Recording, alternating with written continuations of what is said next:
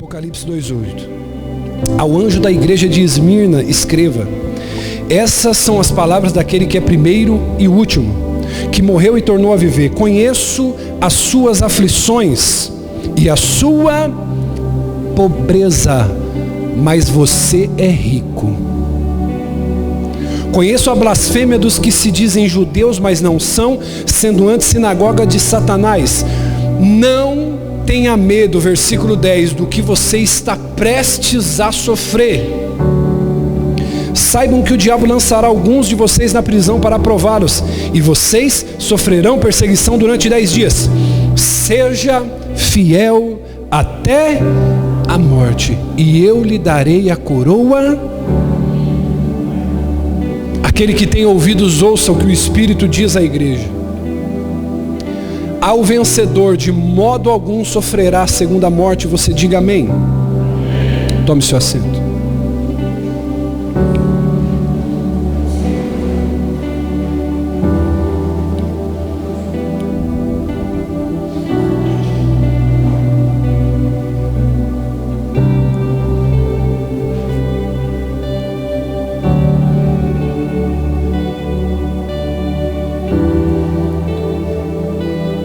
Talvez nunca foi tão necessário um sermão como esse de hoje para trazer fé ao teu coração.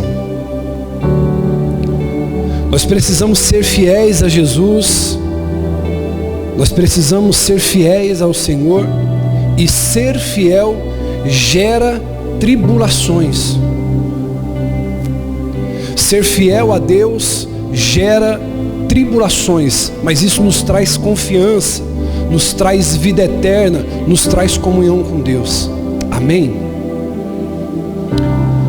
A carta de João, mais conhecida como o livro das últimas coisas ou Apocalipse, nas palavras de Jesus, João é só um mensageiro. Nas palavras de Jesus, ele vai escrever a igreja de Esmirna. E Esmirna, se você não sabe, ela significa mirra. Diga comigo, mirra.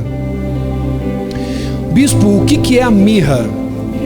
A mirra é a resina perfumada produzida por essa árvore. Então, quando você fere uma árvore chamada mirra, sai uma resina dela, e essa resina ela é perfumada, e ela leva o mesmo nome que essa árvore, mirra. A mirra é usada na produção de perfume, e a mirra também ela foi um item muito usado como componente no óleo de unção, devido ao seu aroma. Na época de Moisés, a mirra era muito comum para ser usada no tabernáculo, até para o óleo de unção. E a mirra também, para aqueles que são mais antenados, sabem que ela foi um dos presentes levados pelos reis magos a Jesus, onde eles levaram ouro, incenso. A substância chamada mirra se tornou um símbolo de amargura e de sofrimento.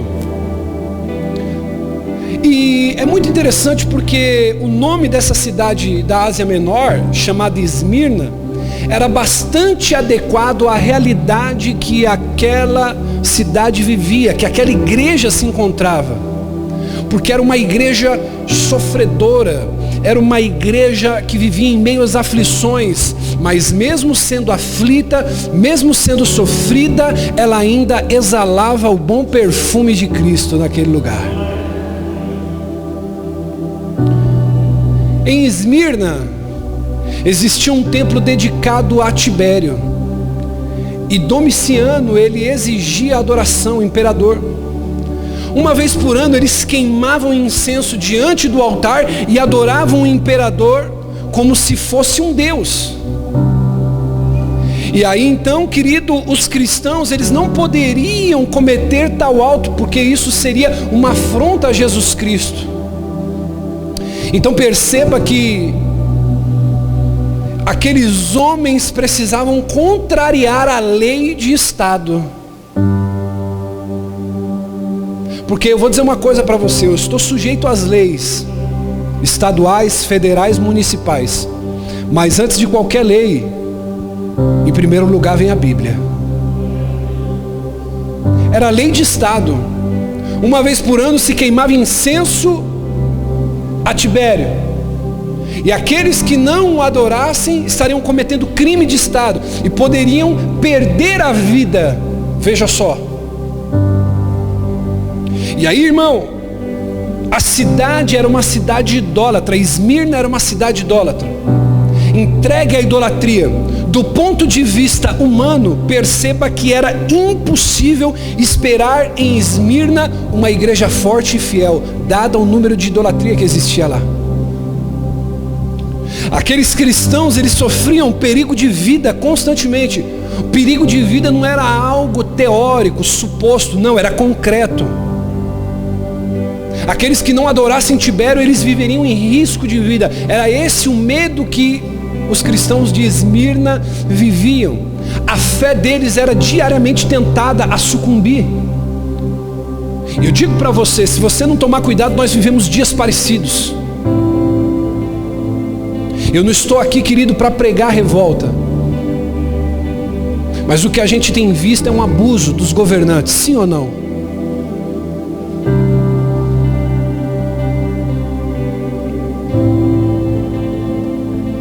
Aquele povo não tinha problema dentro da igreja. Dentro da igreja era uma bênção.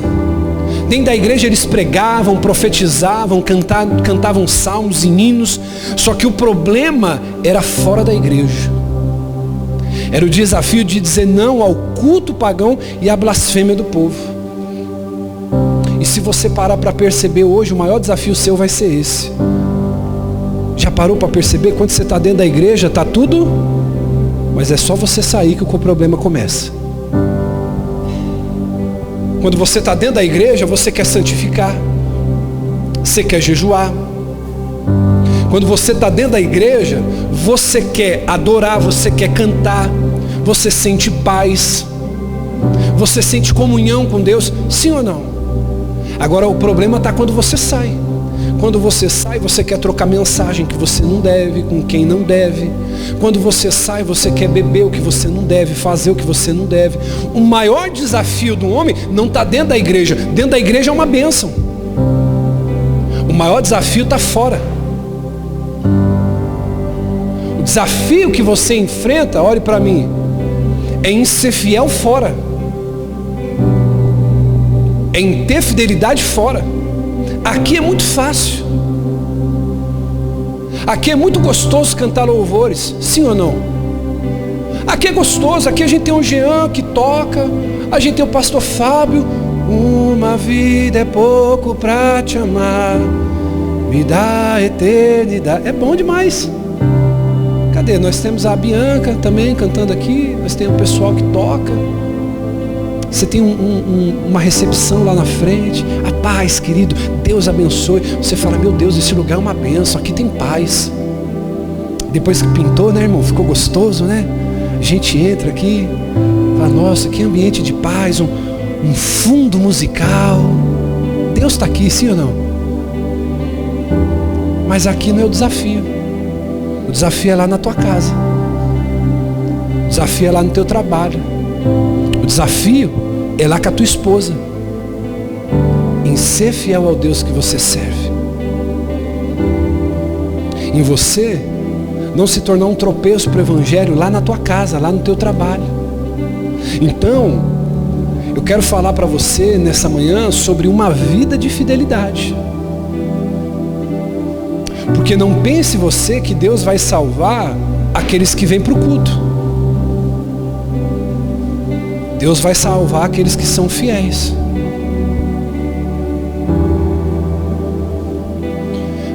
Posso falar isso aqui? Já parou para perceber isso aqui? Isso aqui eu vou falar com muito carinho. Nós estamos vivendo um período onde muitas pessoas têm morrido, sim ou não? Só que eu sou seu pastor, eu preciso te ensinar. Basta uma pessoa morrer. A pessoa morreu. Alguém vai questionar a maneira que ela viveu, sim ou não? Não, vai dizer assim, graças a Deus ela está num bom lugar. Quem disse? Quem garante? A gente vai ver, querido, que uma vida de fidelidade é difícil. Deixa eu dizer uma coisa para você. O cristianismo não é para amadores. Uma vida com Deus, ela não é para meninos, não é para garotas. Uma vida com Deus é para homens e mulheres que estão decididos, para pessoas que têm convicção. Não é para aquela pessoa que um dia, não, hoje eu estou na igreja, não, amanhã ela fala, não, eu estou no mundo, não, hoje eu estou na igreja. Ela fala, não, amanhã eu estou firme com Deus, eu estou na fé. Esse tipo de pessoa o diabo nem tenta mais, porque o muro já é dele. Agora, para você que dia após dia as coisas estão difíceis, a primeira coisa que acontece com a fidelidade, ser fiel é difícil, sim ou não? Mas existe uma recompensa também.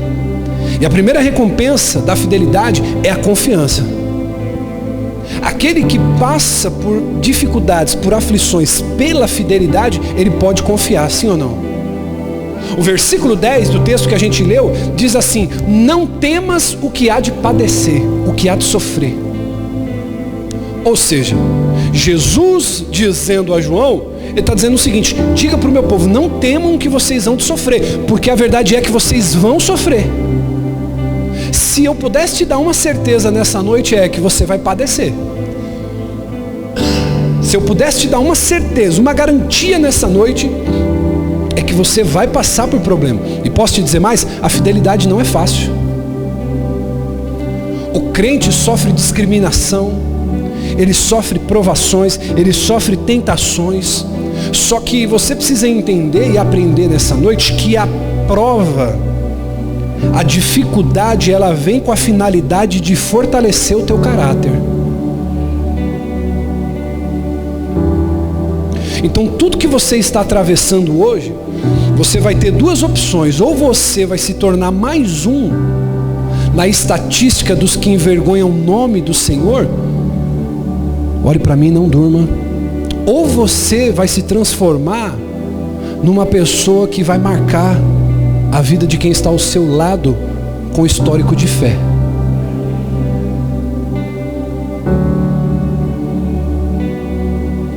Eu não acredito que você veio aqui para dormir. Se você está com sono, se levante, fique em pé, tome uma água, para você não perder aquilo que Deus tem para você. Em João capítulo 16, versículo 33, Jesus ele afirmou: no mundo tereis aflições, tribulações, mas tende bom ânimo, eu venci o mundo. Então ele não mentiu, ele diz assim: olha, vocês vão passar por momentos difíceis. E é o que ele diz no versículo 10 de Apocalipse: não temam que vocês vão de padecer. E o problema é justamente esse. Deixa eu dizer uma coisa para você: quem vence uma luta, o forte ou o fraco? Quem vence? Não, irmão. Quem vence é quem entra com a cabeça de que já saiu campeão. Se você entrar numa luta, mesmo sendo mais forte, com dúvida de que vai vencer, você vai sucumbir. Sim ou não? Porque se fosse por essa análise, Davi teria perdido para Golias, porque Golias era mais forte. Mas Davi, quando ele entrou na luta, ele falou assim: eu vou entrar sem um pingo de dúvida que Deus é comigo. Sim ou não? Então o que Jesus está querendo ensinar para mim e para você? Ei, perdão, vai ter hora que você vai passar por tribulação. Então Jesus ele já deixou aqui dito para você: ô bispo, mas eu sou cheio do Espírito Santo. E aí? O que isso impede de você passar por problema? Agora a diferença é que você, cheio do Espírito Santo, vai responder a esse problema diferente daqueles que estão sem Deus no mundo. Então ele diz: no mundo vocês vão ter aflições, mas se animem, porque eu venci. E aí, eu quero que você entenda, Jesus ele tem o máximo interesse que você entenda a razão do sofrimento na sua vida. Porque tem gente que quando sofre, ela não tem fé para sofrer, ela não tem fé para perder. Porque ela teve um ensino indiscriminado, ela teve um ensino errado. Ela foi ensinada a só ter fé para conquistar, ter fé para vencer, ter fé para arrebentar, ter fé para as coisas dar certo. Ela não foi ensinada a ter fé para passar pelo dia mal. E você precisa ter fé para perder. Você precisa ter fé para saber quando você está por baixo tem que tirar o time de campo. Você tem que ter fé para saber quando você precisa dar um passo atrás. Você tem que ter fé para saber quando a maré não dá para você, para dar um tempo. E Jesus, Ele quer que você entenda que as tribulações, as adversidades são oportunidade para o seu crescimento espiritual, não para você ficar amargando em tristeza, em derrota. Até porque, Tati, os seus sofrimentos, as suas dores, foram os professores que te fizeram ser a mulher que você é hoje. Sim ou não, irmão? Não foram suas conquistas que moldaram o seu caráter. Não foram suas vitórias que formaram quem você é na sua essência. Quem formou quem você é na essência hoje foram as dores que você sofreu, foram as cicatrizes que você sofreu, foram os machucados, as feridas que você teve no meio desse processo. Isso que transformou em quem você é hoje. Então as suas dores, as suas cicatrizes foram os seus professores. O sucesso nos ensina muito pouco. Então, irmão, em Atos capítulo 14, versículo 22, Paulo vai corroborar as palavras de Jesus. Ele diz assim: através de muitas tribulações é necessário entrar no reino dos céus. Então nós vamos passar por dificuldades, nós vamos passar por tribulação. No meio dessa crise, irmão, pode ser que tenha contas que atrase, mas bispo, eu sou dizimista, mas Deus é com você. Você não tem fé para perder? Porque se a sua fé for baseada em toda vez que Deus te dá conquista, quando você estiver perdendo, quando você estiver sozinho, quando você estiver esquecido, aonde você vai tirar forças para continuar?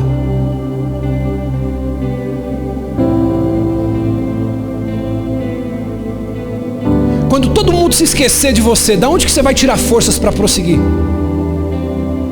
Então sabe por que Deus permite você viver o que você está vivendo? Para chegar uma hora que Ele vai dizer para você assim: quando todos saírem, é que eu estou entrando no negócio. É isso que o sofrimento nos ensina. Que eu não posso ficar esperando do pastor, eu não posso ficar esperando do obreiro, do diácono, eu não posso esperar do meu pai, eu não posso esperar da minha mãe. Eu tenho que pegar na mão de Deus, agarrar na minha fé em Jesus e continuar avançando, continuar marchando. Pode ser que, irmão, faça esse cálculo agora, faça esse cálculo, pensa comigo, pensa, põe a cabeça para funcionar, por favor, agora. Pensa comigo. Quando as coisas vão bem para você, dura muito tempo?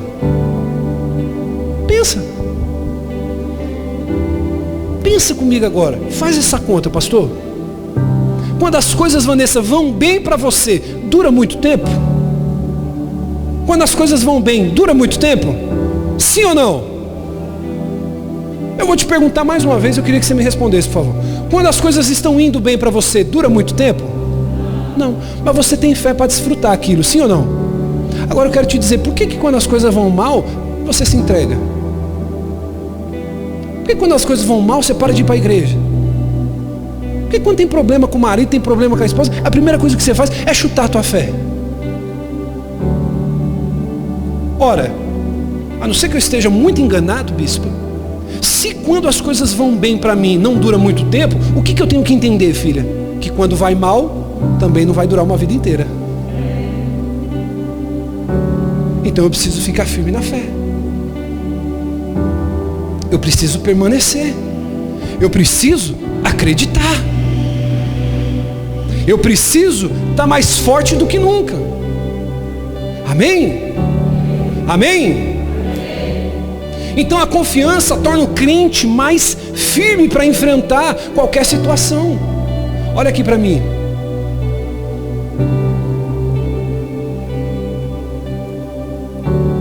Eu vou ter que descer para falar isso aqui. Tem gente que pensa que é bonito. Tem gente que pensa que é bonito. Olha aqui para mim. Tem gente, filho, que pensa que é bonito quando está desanimado, dizer assim: ninguém lembrou de mim. Ninguém me ligou.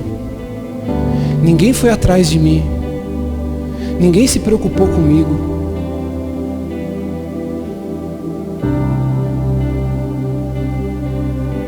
E você quer que o mundo inteiro pare para paparicar você, bonitinho, bonitona?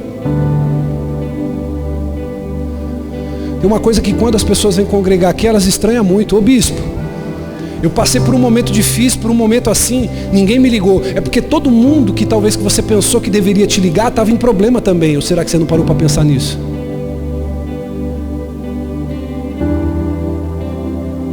Quando você está passando por algum momento, você tem que ter duas opções. Ou você vai ficar dentro do teu quarto, trancado igual um rato, igual um cachorro amedrontado, igual uma pessoa medrosa. Ou você mesmo com problema, você vai falar, eu vou me levantar porque Deus é comigo. Eu vou me levantar porque Deus não me deu um espírito de covardia, Ele me deu um espírito de ousadia. Ele me deu um espírito de ousadia. E a Bíblia diz que o verdadeiro amor lança fora todo medo. Você acha que os líderes dessa igreja, que os pastores dessa igreja, que o bispo dessa igreja chegaram aonde chegaram, e estamos avançando cada vez mais, é porque a gente fica trancado dentro de um quarto? Ah, porque não ligaram, porque não fizeram? Ou porque a gente arregaçou as mangas e foi para a luta? Você precisa entender, meu irmão, que você tem que se levantar para ir para a guerra. Você tem que se levantar, minha irmã, para a guerra e ir à luta. Você não pode ficar, porque eu estou passando por isso, eu estou passando por aquilo. Ninguém vai levar o pão até tua casa, meu irmão. Triste notícia, sim ou não?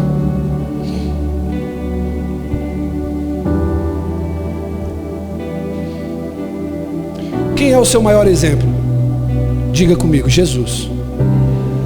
Quem é o seu maior exemplo? Abre para mim Hebreus, capítulo 5, versículo 7. Escute isso. Se Jesus é o seu maior exemplo, você vai ter que hoje se levantar. Diga, eu vou me levantar. E diga assim, nada vai me parar. Agora eu posso te dizer, a única coisa que pode parar você, sabe o que é? É você mesmo. Olha para mim. O teu maior empecilho está aqui, ó.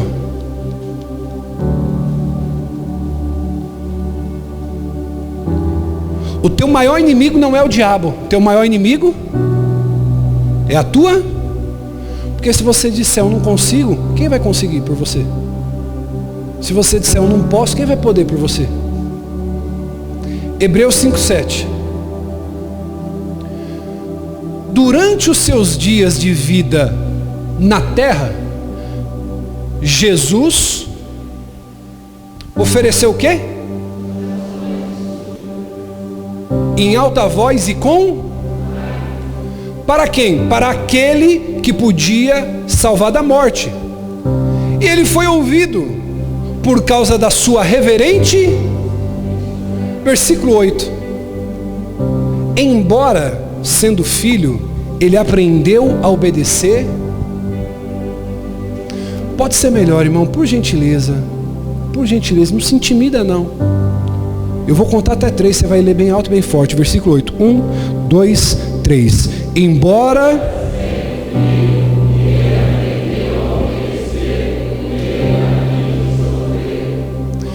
Agora eu te faço uma pergunta, irmão. A Bíblia diz no versículo 7 que durante os dias de vida na terra ele ofereceu orações e súplicas em alta voz e com lágrimas a Deus que podia o salvar da morte. Só que o texto vai dizer que mesmo sendo filho, ele aprendeu a obedecer através do quê? Através do quê?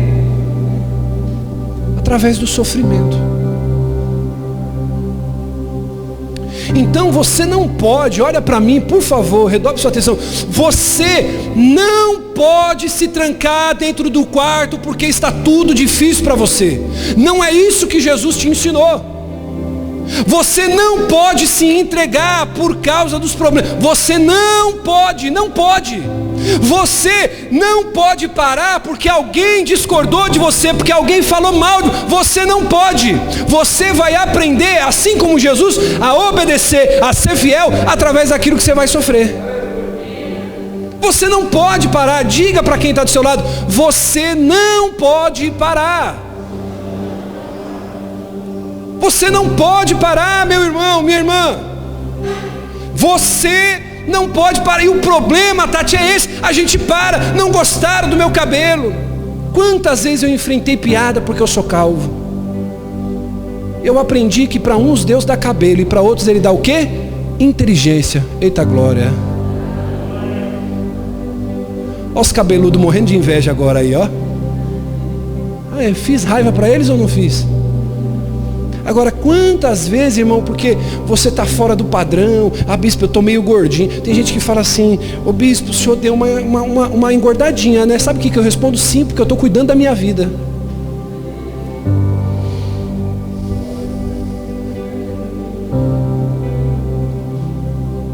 Se toda vez que alguém for... Irmão, nesse tempo de internet que a gente vive, o que mais acontece é gente para discordar de nós, sim ou não? Agora olhe para mim, é você que vai decidir. Se você vai se trancar, se você vai se isolar porque estão te perseguindo, ou se você vai se levantar para arrebentar. Jesus deu exemplo. Ele aprendeu a obedecer por meio do que sofreu. Por isso que você vê um povo aguerrido nessa igreja. Por isso que você vê um povo de fé aqui dentro. Por quê? Porque o que nós ensinamos é o quê? Quanto mais te bater, você vai ser igual a massa de bolo. Quanto mais te bater, mais você vai crescer. Quanto mais você apanhar, mais você vai crescer. Quanto mais te perseguir na empresa, mais você vai crescer lá dentro. Quanto mais difícil tiver para você, maior vai ser a tua vitória.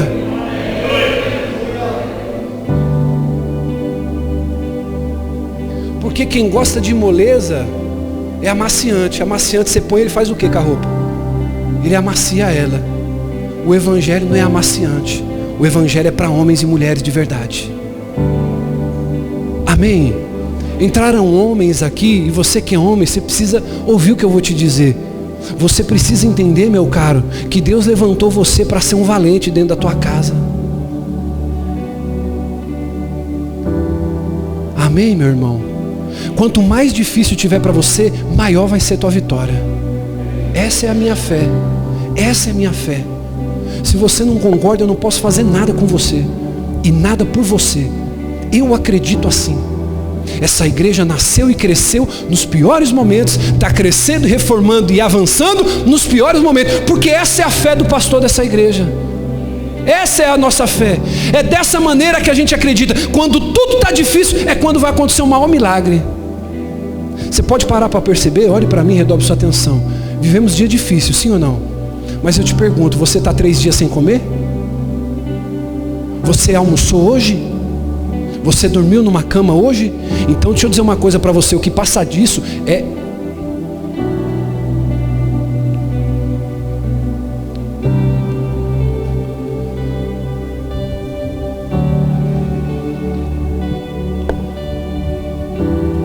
Hebreus 4,14.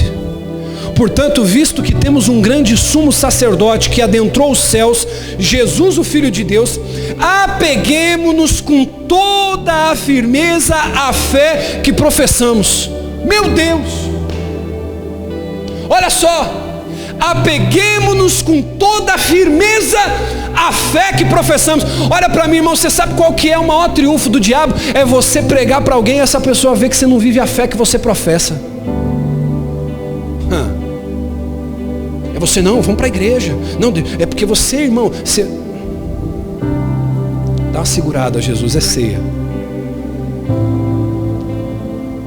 Não, vamos. Porque uma coisa é você às vezes querer pegar a linguagem do pastor, porque tem gente que é assim, né? O bispo está pregando, olha, é com fé, nós vamos arrebentar, vai dar certo. Aí o irmão sai, é fé, nós vamos arrebentar. Aí chega o momento da prova, chega o momento da dificuldade da vida da irmã, ela, ai, tá tão difícil. Aí a pessoa está olhando, não, mas calma aí, ela ficava falando que estava com fé, que ia arrebentar. Olha o que o texto diz: apeguemo-nos com toda a firmeza à fé que professamos. Pois não temos um sumo sacerdote que não se compadeça das nossas fraquezas, mas sim alguém que como nós passou por todo tipo de tentação, porém sem pecado. Agora olha o versículo 16. Assim, aproximemo-nos do trono da graça com toda, a fim de recebermos misericórdia e encontrarmos graça que nos ajude nos momentos. Olhe para mim. Em outras palavras, Bispo, quando eu estou atravessando um momento de necessidade, o que eu tenho que fazer? Me apegar à minha fé. Eu preciso do quê? Eu preciso do quê? Me apegar à minha fé. É isso que eu tenho que fazer. Eu não tenho que ficar ligando para o pastor. Eu não tenho que ficar pedindo para ninguém tirar a palavra. Eu não tenho que ficar pedindo para ninguém orar por mim. Eu tenho que me apegar à minha fé. Eu tenho que me trancar no meu quarto, como diz em Mateus 6, orar ao meu Pai que está em secreto, e Ele que me vê em secreto vai me recompensar. É isso que eu tenho que fazer. Está todo mundo lá na rua de onde eu moro. Bispo, está difícil, estão desempregados, a coisa está acontecendo. Bispo, é caso de coronavírus para todo lado. E você vai dizer assim: agora eu vou me apegar na minha fé, eu vou arrebentar, Deus vai me abrir as portas, comigo não vai chegar na minha tenda, Deus é comigo. Porque se você não pensa assim, meu caro, o que você está fazendo aqui, afinal de contas? Se eu penso que vai suceder ao ímpio a mesma coisa que acontece comigo, afinal de contas, para que eu tenho essa fé então? Sim ou não? Ué, se vai acontecer a mesma coisa para você, bispa, o que vai acontecer para o ímpio, lá onde você trabalha, do que adianta essa fé? Então, meu caro, sabe o que você tem que aprender essa noite? Que a tua fé te leva a lugares diferentes. Que a tua fé faz coisas sobrenaturais acontecer na tua vida. Que é o que ele está falando. Para uma misericórdia que nos ajude em momento de necessidade. Eu tenho que me apegar à fé que eu professo. Amém? Então, quando eu sou fiel nas minhas adversidades, isso me produz confiança. Sabe por que muitos de vocês não têm coragem de pedir para Deus te ajudar a pagar a prestação do carro, a quitar a dívida que você tem? Porque você não tem fidelidade com Deus na sua vida de dízimo e oferta. Eu preciso te ensinar isso.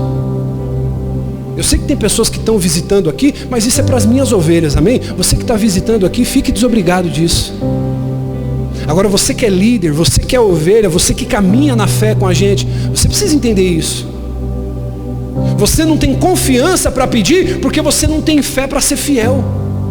Aí na hora que tudo começa a dar errado, você fala assim: ah, está acontecendo isso, eu já entendi por quê, porque eu não sou fiel a Deus.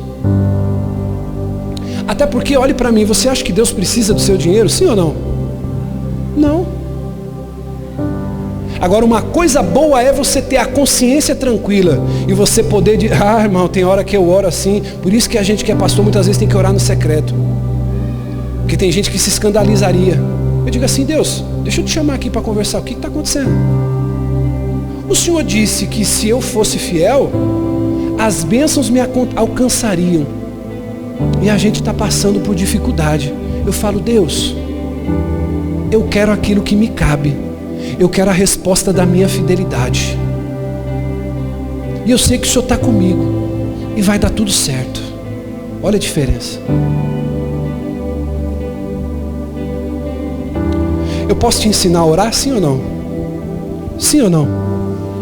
Posso te ensinar a orar, sim ou não? Sim. Tem gente que está com problema aqui. Quem está com problema aqui? Levante a mão. Quem está passando por dificuldade? Levante a mão aqui. É só os líderes da igreja? Então esses líderes não estão com fé não, irmão. Tem alguém que está passando por dificuldade aqui? Bispo, eu estou passando por dificuldade. Tenho problema no meu casamento. Eu tenho problema financeiro, tenho problema no trabalho. Quem passa por alguma aflição, dificuldade?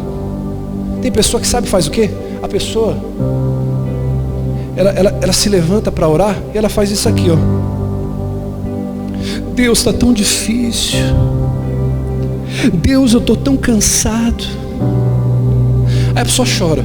Chora, chora, chora, chora, chora. Aí passa 40 minutos, ela termina de chorar. Oh meu Deus, está tão difícil. Aí ela está fazendo uma sessão de terapia com Deus. Porque é assim quando você vai no psicólogo, não é? Você fica pondo o problema para fora, sim ou não? E por isso que você ora, ora, ora e não muda. Porque Deus não é psicólogo, meu irmão. Existe oração de intimidade. E nessa oração, filha, você vai dizer assim: Deus, meu coração está tão aflito. Meu coração está tão triste. Meu coração está sangrando. Deus, eu estou tão ferido com o que fizeram comigo. Vai ter momento que você vai ter que orar sim, amém? Só que quando você estiver no meio do olho do furacão, já vou te dizer uma coisa, orar de joelhos.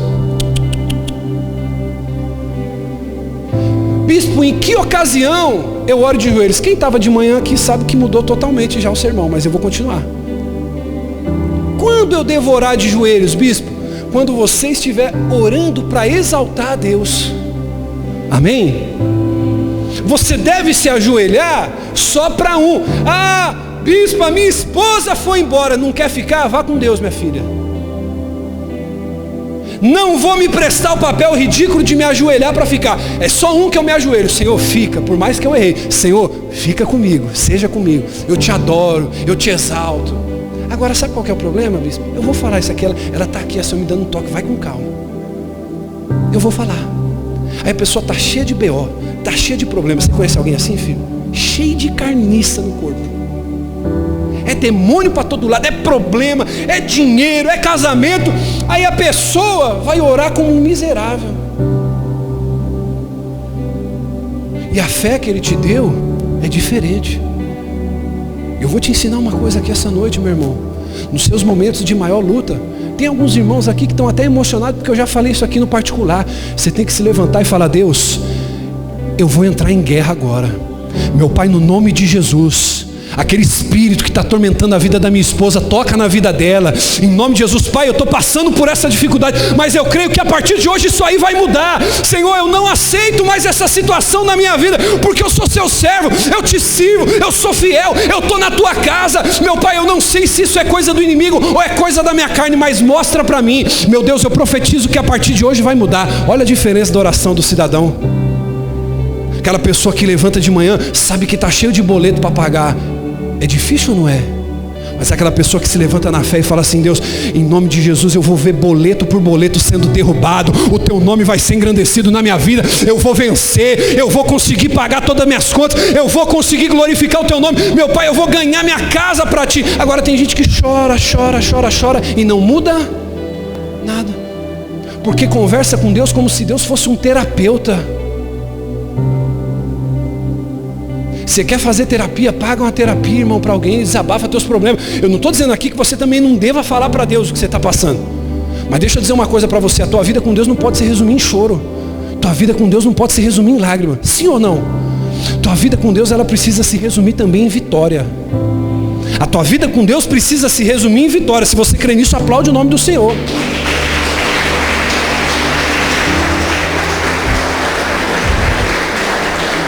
Então a fidelidade me dá como recompensa a confiança. A segunda coisa, a fidelidade me traz como recompensa a vida eterna. A vida eterna a gente já conquistou pela fé em Jesus. Só que o desafio aqui agora é ser fiel até a... Ser fiel até a...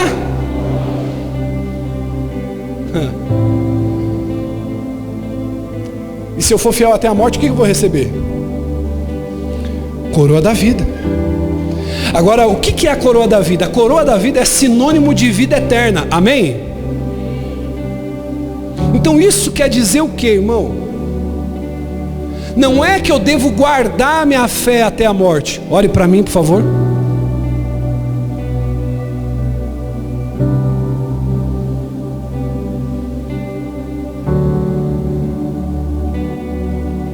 Isso não quer dizer que eu devo guardar minha fé até a morte.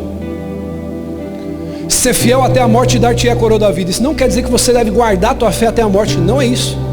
O que está dizendo aqui é que você precisa ser fiel até a ponto de precisar morrer pela tua fé, se preciso for. É outra coisa. Uma coisa é você viver uma vida tranquila e sossegada e ser fiel ao teu Deus até a morte. Outra coisa é você morrer pela tua fé. Você morrer por aquilo que você acredita. Sim ou não? É isso que o texto está dizendo. Irmão, a morte para a igreja de Esmirna não era uma suposição, era uma possibilidade real para aqueles irmãos. A fidelidade a Deus estava acima de tudo. Deixa eu dizer uma coisa para você aqui.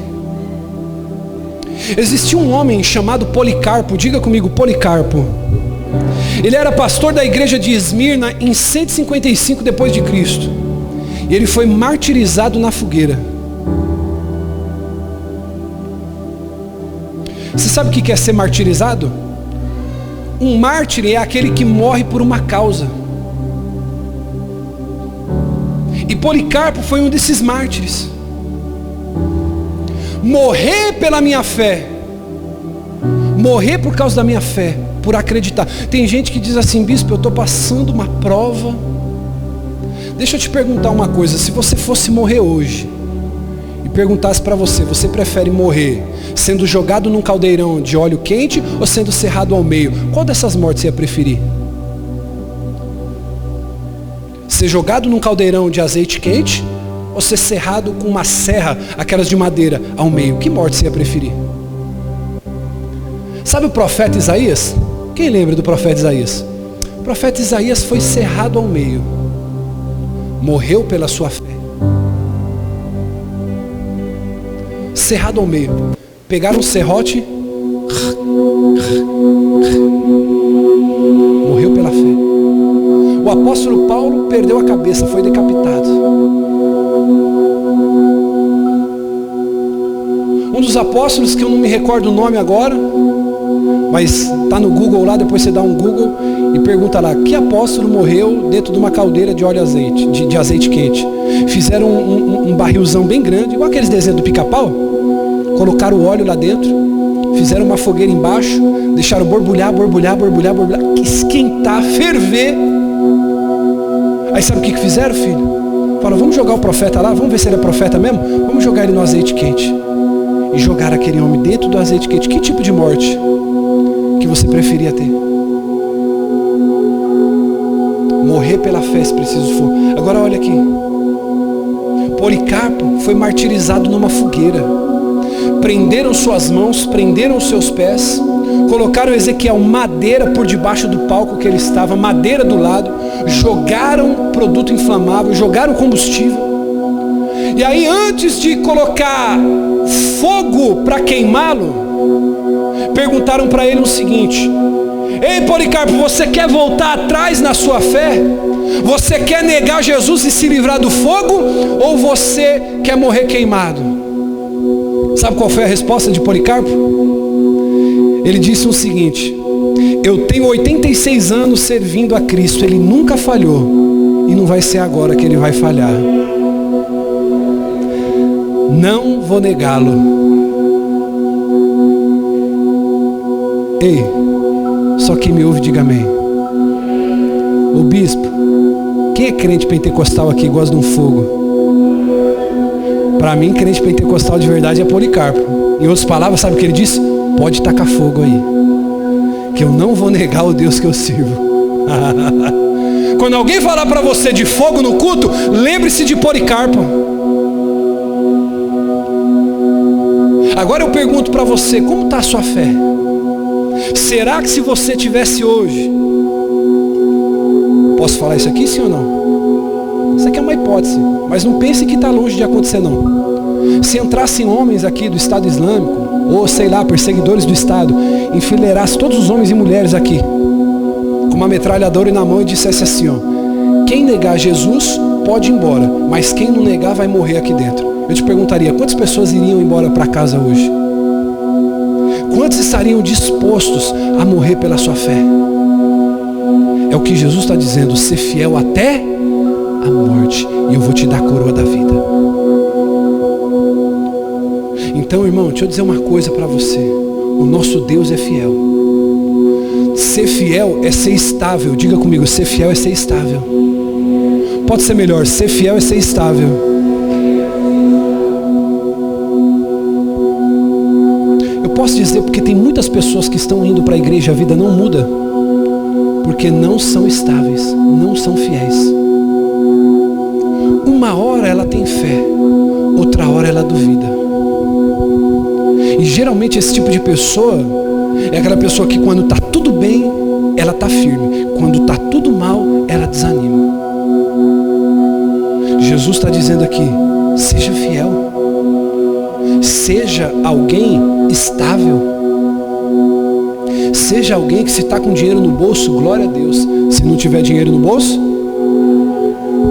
se está com os amigos em casa, e se ninguém te procura, ninguém te liga, Se está bem no casamento, se está um inferno no casamento.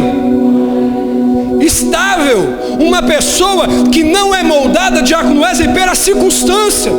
Pela circunstância, ela é moldada pela fé que ela tem, ela é moldada pela convicção que ela tem. Ela não é moldada ai, ninguém me liga, tô mal. Ui, todo mundo me liga, eu sou importante, tô bem. Deus me ajudou, me abençoou. Opa, tô cheio de fé. Não, Deus não me abençoou, não está acontecendo nada. Tô fraco na fé. Sim ou não? Olha para o teu irmão e diga para ele assim: o maior problema da tua vida é a tua falta de estabilidade emocional. Ei, olha para mim aqui. Você acha que os homens de Deus não passaram por dificuldade? Sabe qual é a diferença de homens de Deus que passaram por dificuldade e arrebentaram? É que eles não estavam presos ao que se vê. Eles estavam amarrados à promessa do altar que diz em Hebreus 11. A fé é a certeza das coisas que não se vê. A fé é a certeza das coisas que não se vê. Então, meu caro, você não veio hoje aqui para ver anjo, você veio para crer, você não veio para sentir, você veio para adorar. Você não veio para sentir, ai bispo, eu tô sentindo, bispo, até se requebra no culto, bispo, eu tô sentindo. Você não veio para sentir, você veio para crer.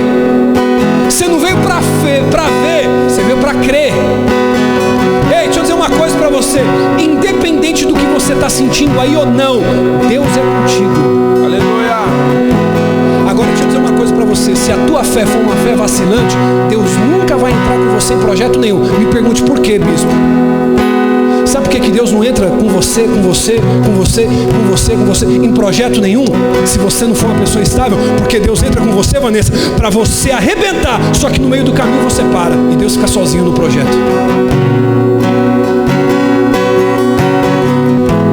Ei, quantos casamentos a pessoa chamou Deus para entrar, mas no meio do problema, no meio do casamento tem problema. Aí a pessoa fala assim: não, eu estou fora, Deus. Aí Deus fala assim: não entro com você em mais nada. Porque toda vez que você me chama para te abençoar, eu entro contigo.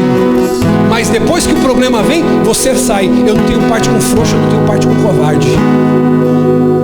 Eu vou te mandar real nessa noite, irmão. Você quer que Deus seja contigo? Quem aqui quer a bênção de Deus? Você não pode parar por nada. Você não pode parar. Você não pode parar. Mas quando eu digo nada, é nada. Imparável, imparável, imparável. Deus, o Senhor está comigo? Deus falou: eu estou. Aí a pessoa vê um probleminha, uma dificuldade. Ah não, acho que Deus não está comigo. Aí ela para. Aí você está entendendo? Porque, ô bispo, eu comecei um negócio, não deu certo. Bispo, eu comecei um relacionamento, não deu certo. Bispo, eu comecei um plano de leitura da Bíblia, não deu certo. Bispo, eu comecei um namoro, não deu certo. Bispo, por quê? Porque tudo que você começa, você...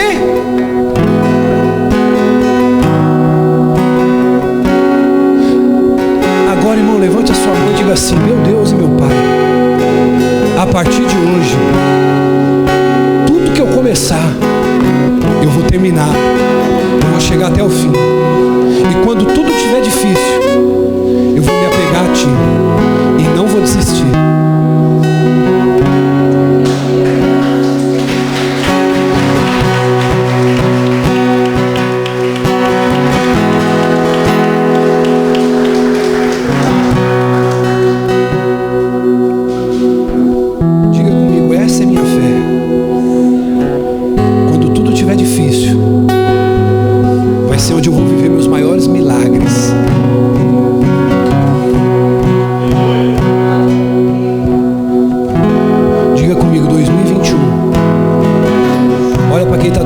Eu não sei você.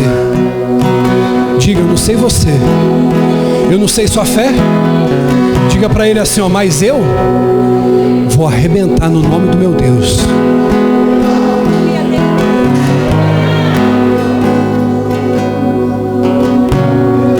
Isso é confiança. Isso é fidelidade. é permanecer. Agora deixa eu dizer uma coisa para você. Tem gente que está dizendo isso, mas só ela sabe o problema que ela vai enfrentar quando voltar hoje para casa. Só ela sabe o que vai enfrentar na segunda-feira. Sim ou não? Mas isso não importa. Diga bem alto e bem forte: o meu problema não importa. Diga assim: eu estou me lixando para o meu problema, porque o mais importante é a minha fé, e ela está intacta para a glória de Deus. É isso, irmão. Ó, deixa eu te dizer uma coisa: o teu problema não vai sair de lá. Não vai. Mas eu tenho uma notícia para te dizer: hoje a tua fé está voltando maior. Aleluia. Então não é o problema, Girlei, que vai mudar, é a minha fé que vai superar o problema. Amém? Para a gente encerrar, a fidelidade traz uma última recompensa: comunhão com Deus. Isso aqui tem muita gente que pensa que tem, mas não tem. Muita gente pensa que tem, mas não tem. Aqueles que suportam a tribulação têm comunhão com Deus, porque a Bíblia diz: ser fiel até a morte e recebereis a... Agora deixa eu te dizer uma coisa: você sabe de onde é tirado a coroa? A imagem da coroa, ela é tirada dos Jogos Olímpicos, das Olimpíadas. O vencedor das Olimpíadas recebia uma coroa, sabe com quê? Com louros. Diga comigo: louros. Quem já viu nas Olimpíadas aquela coroinha de louro? Quem já viu? Só que aquele que vence na fé recebe uma coroa de vida eterna.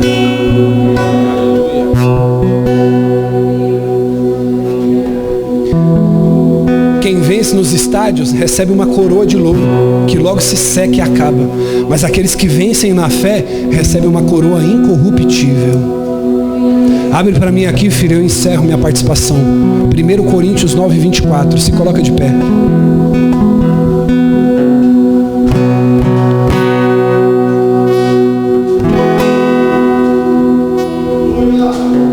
Isso. Vocês não sabem que todos os que correm no estádio, apenas um ganha o prêmio? Aí ele diz: corram de tal modo que alcancem 25. Todos os que competem nos jogos se submetem a um treinamento, pode ser melhor, a um treinamento. Mas nós, aliás, para obter uma coroa que logo perece, mas nós, diga assim, mas nós fazemos para ganhar uma coroa que dura.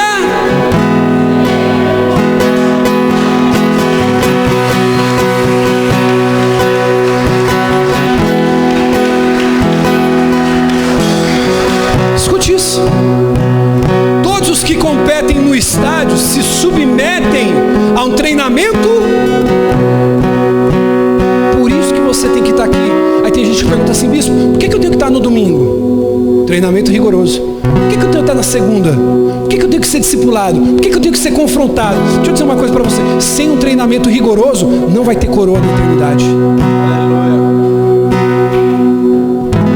Ei, você está pensando que se as pessoas aqui no mundo, nessa vida, treinam de maneira rigorosa? Você conhece alguém que faz dieta para perder peso, para poder correr mais? Sim ou não? Alguém que treina 8, 10, 12 horas por dia para poder ganhar um campeonato? Sim ou não? Aí nós queremos ganhar a coroa incorruptível vindo para o culto no domingo. Olha para quem está do seu lado e diga assim: é muito pouco, viu? É um tratamento, um treinamento rigoroso. Só que esse treinamento que nós temos não é para ganhar uma coroa incorruptível, é uma coroa de vida eterna.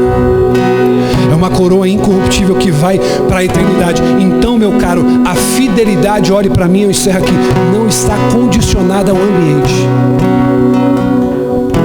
A fidelidade está condicionada a uma convicção que você tem.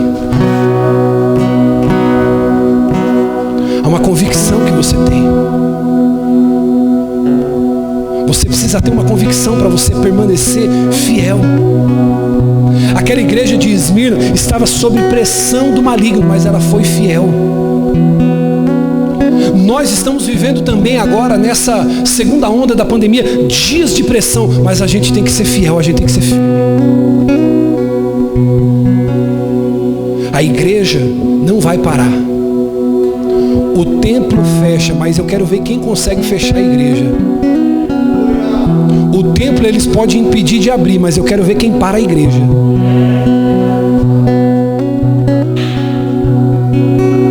Estão pensando que a tua fé, que a minha fé está condicionada a esse lugar. Mas eu vou dizer uma coisa para você. Vai ser nesse período, querido, que você vai arrebentar. Vai ser nesse período que a tua fé ela vai florescer. Amém?